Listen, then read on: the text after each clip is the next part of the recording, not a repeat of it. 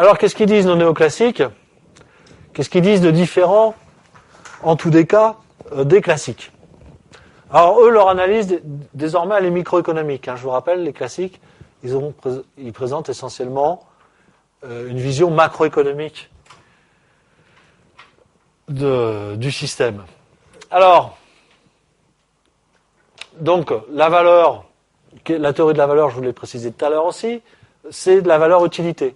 Donc, on est bien dans un comportement individualiste de ménage particulier. Voilà.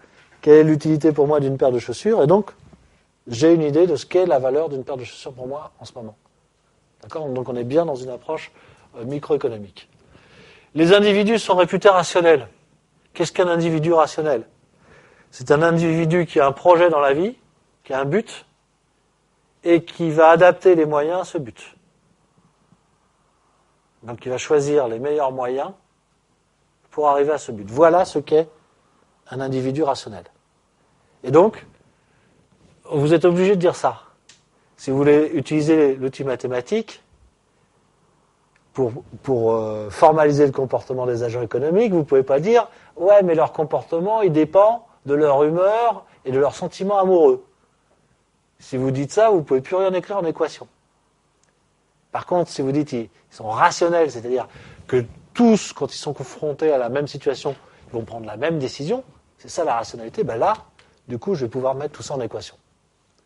Donc les individus sont réputés rationnels et ils cherchent tous à maximiser quelque chose. Quand on est un consommateur, on cherche à maximiser l'utilisation de son revenu. Donc avoir le maximum de biens qui satisfont le maximum de besoins pour un revenu donné. Quand on est un entrepreneur, on cherche à maximiser son profit. C'est-à-dire à choisir le volume de production, la combinaison de facteurs de production qui va rapporter le plus grand bénéfice. Donc, les individus, les agents économiques sont rationalisateurs et maximisateurs. Ils essayent d'obtenir le plus possible. D'accord ? Donc, c'est ce qu'on appelle ça l'homo economicus. L'individu rationnel, c'est l'homo economicus. Et quand il est consommateur, eh bien, il va baser son comportement sur l'utilité marginale des biens économiques. L'utilité marginale est décroissante.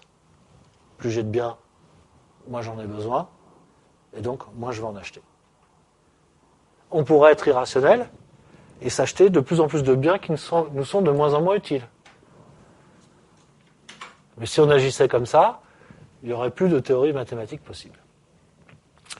Deuxième, donc ça, très important, la microéconomie avec des hypothèses sur le comportement des consommateurs. La notion d'équilibre général.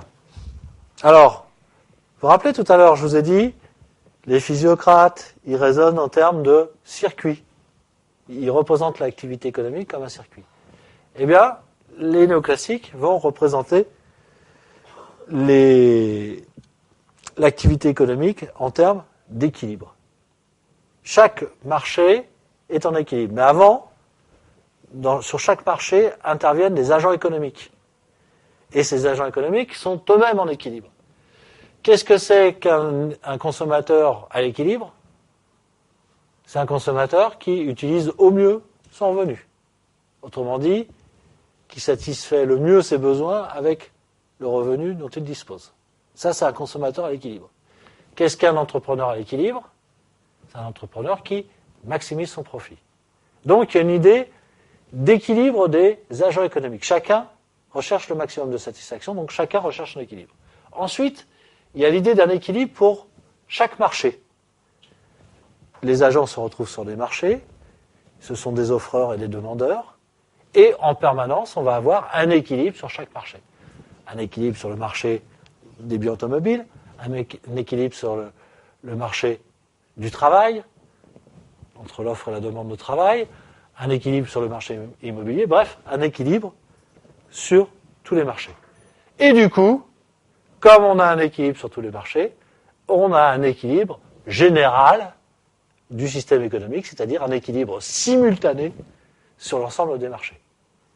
Et quand vous arrivez à démontrer ça, donc je ne vous dis pas la formalisation mathématique que ça nécessite, c'est Léon Walras qui va faire ça, quand vous arrivez à démontrer ça, vous dites, voilà, des questions, on est bien avec le système économique le plus performant qui soit. Puisqu'on a réussi à démontrer que ce système pouvait et était naturellement en équilibre généralisé. D'accord ? Donc tout ça, ça s'appuie sur la formalisation mathématique avec des fonctions de consommation, des fonctions de production, avec l'utilisation du raisonnement à la marge, et donc l'utilisation, pour ceux qui ont fait un peu de mathématiques, du calcul différentiel. Voilà. Donc c'est un beau programme d'étudiants de sciences économiques que ce programme néoclassique. Bien, qui sont ces néoclassiques ? Pour mettre quelques noms, d'abord ces trois écoles, Vienne, Lausanne et Cambridge. Alors ce qui est intéressant, c'est que ces gens, ils vont écrire, donc il y a autrichiens, français et suisse, parce que Léon Walras, c'est pas français, il est suisse, et anglais, qui vont écrire à peu près la même chose au même moment sans se connaître. Et on est sûr qu'ils ne se connaissaient pas, qu'ils avaient pas lu, leurs ouvrages n'étaient pas diffusés aux uns aux autres, ils ont quasiment en 4 ou 5 ans, ils ont écrit la même chose, à 3 endroits totalement différents. Donc ça, c'est quelque chose d'assez intéressant. Donc 5 économistes essentiels. Léon Walras, c'est celui qui a fait la formalisation de l'équilibre général, l'école de Lausanne. Karl Menger, Jevons, qui est l'école de Cambridge. Alfred Marshall, dont on reparlera, parce que lui, c'est un économiste. Bon, il vient un peu après, lui, mais c'est un économiste extrêmement intéressant sur plein de questions contemporaines. Donc, on reparlera d'Alfred Marshall. Et Vilfredo Pareto, qui lui aussi est un peu plus tardif, mais qui est un auteur très très important. Voilà, ça, c'est pas à connaître. C'est vraiment de la culture générale. Je vois pas même à quelle occasion vous pourriez vous en servir dans une épreuve pour l'examen. Mais enfin, voilà, il y a des économistes, il y a des noms, donc vous ne savez pas forcément retenir, mais vous savez qu'il y a des gens derrière, quoi.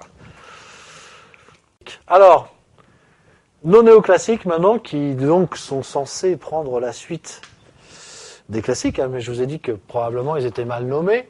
Le seul rapport qu'ils ont avec les premiers, c'est qu'ils sont libéraux, c'est tout. Alors, contexte global d'apparition de ce courant néoclassique. Eh bien, ils arrivent un siècle après les classiques, et qu'est-ce qui se passe pendant ce siècle-là ? On n'est plus au début de la révolution industrielle, on est presque à la deuxième révolution industrielle, et le siècle a généré de la croissance, de la croissance, de la croissance. Donc, c'est une période inédite dans l'histoire des hommes, parce qu'avant, depuis 5000 ans avant Jésus-Christ, jusqu'à 1750, la croissance est extrêmement faible. On pense, en moyenne, elle est inférieure à 1% par an. Et tout d'un coup, après la révolution industrielle, avec le nouveau système capitaliste, on va passer à des taux de croissance de 2, 3, 5% pour les 30 glorieuses en Europe après-guerre, 10, 12% pour les pays émergents en ce moment, depuis la Chine, depuis 30 ans, à des taux de croissance compris entre 8 et 12%. D'accord ? Et ça, c'est le système capitaliste qui génère ces taux de croissance. Avant, il n'y a pas. La croissance est extrêmement faible. Parce qu'il n'y a pas de progrès technique, d'ailleurs. C'est la raison essentielle. Donc là, on a un siècle presque ininterrompu de croissance. Donc déjà, les théories de la croissance des classiques, je l'ai dit, ils étaient très pessimistes. Déjà, leur conclusion, elle n'est pas adaptée à la réalité. Donc il va falloir un renouveau de la théorie économique. Et puis, dans le même temps, on a un progrès des sciences exactes, enfin, de ce qu'on appelle les sciences exactes, notamment les mathématiques et la physique. Il y a une révolution, si vous voulez, dans la physique et dans les mathématiques. Et donc, les nouveaux économistes vont essayer d'utiliser les modèles de la physique, par exemple le modèle de l'équilibre. C'est un modèle, c'est une problématique de physique, l'équilibre. Le fait de réduire les comportements économiques à des équations, on voit bien l'influence des mathématiques. Donc ces nouveaux économistes vont s'emparer, si vous voulez, des progrès qui sont faits dans les sciences exactes, la physique et les mathématiques. Pour le grand malheur d'un certain nombre d'étudiants qui vont être obligés de résoudre des systèmes d'équations de plus en plus sophistiqués grâce à ces personnages-là. Donc il faut démontrer, troisième élément de contexte, il y a un contexte idéologique qui est extrêmement fort. Il faut démontrer la supériorité du capitalisme et de l'économie de marché, notamment au regard du mouvement ouvrier. Qu'est-ce qui se passe? Parce qu'entre-temps, il y a Marx qui est intervenu, dont on parlera plus tard. Il y a un mouvement ouvrier qui se structure en Europe. Les ouvriers sont totalement exploités par un patronat sans vergogne, qui accumule les gens dans les villes, qui vivent dans des conditions vraiment horribles. Enfin, c'est Zola, mais malheureusement dans toute la réalité de l'horreur que Zola décrit dans son œuvre. Hein, mais c'est ça le monde ouvrier, ça s'invente pas, c'est comme ça. Les gens meurent très très jeunes, mutilés par le travail, de maladies, etc. C'est ce qu'on appelle la misère ouvrière. Donc évidemment, il y a tout un contexte de défense du mouvement ouvrier, naissance du premier syndicalisme, des mouvements sociaux, des grèves, des occupations d'usines, etc., qui vont se faire au fur et à mesure que cette exploitation va avoir lieu et va toucher de plus en plus de gens, puisqu'il y a ça aussi, hein, il y a une augmentation considérable de la population ouvrière.